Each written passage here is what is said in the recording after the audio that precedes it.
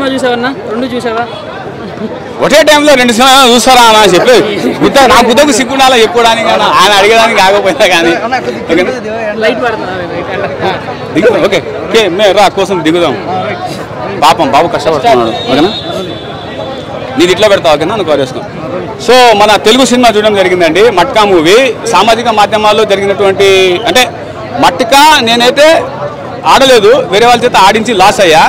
సరే ఈసారి మట్కా చూసి నేనే ఆడదాం అనుకున్నా, బట్ ఇక్కడ ఉన్న మట్కా వేరు, వరుణ్ బాబు మట్కా వేరు.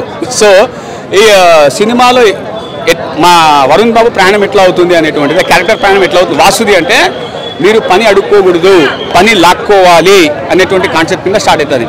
అండ్ ఇంకో విషయం, ఈ మట్కాలో మొగుడు పిల్లల మధ్యలో వేరే వారు రాకూడదు, మట్కా రాకూడదు అనేటువంటి కాన్సెప్ట్ కూడా చూపించడం జరిగింది.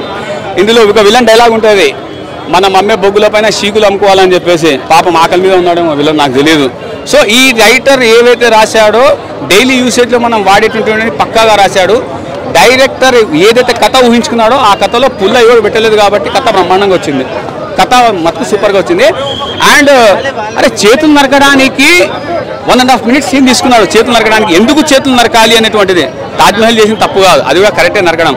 ఎందుకంటే ఎదిగేటప్పుడు వెనకాల ఉన్న అవాంతరాలు చాలా వస్తాయి, వాటిని తట్టుకోవాలి అని అంటే మనం మోసం చేసేవాడి చేతులు నరికేయాలి అనేటువంటిది ఒక క్యారెక్టర్ ఉంది. ఆ క్యారెక్టరు ఆ వరుణ్ బాబు యొక్క ఎక్స్ప్రెషన్స్కి ఈయన ఎక్స్ప్రెషన్స్కి మ్యాచ్ అయ్యాయి కాబట్టి before the interval scene was good. అదొకటి ఇంటర్వల్ సీన్ చెప్పుకోదగ్గ సీన్, చేతులు ఎందుకు నరకాలి అనేటువంటిది. ఫస్ట్ హాఫ్లో ఎక్కడా కూడా ల్యాగ్ లేదు, మీరు అన్నట్టు అడిగేవాళ్ళంతా ల్యాగ్ అని. అనవసరమైన సీన్స్ లేవు, ల్యాగ్ లేదు, అర్థమైందా, లీడు లేదు. సెకండ్ హాఫ్లో ఏమైంది అని అంటే ఒక చిన్న డౌట్ వచ్చింది, మట్కా 2 ఏమైనా ఉందా అని.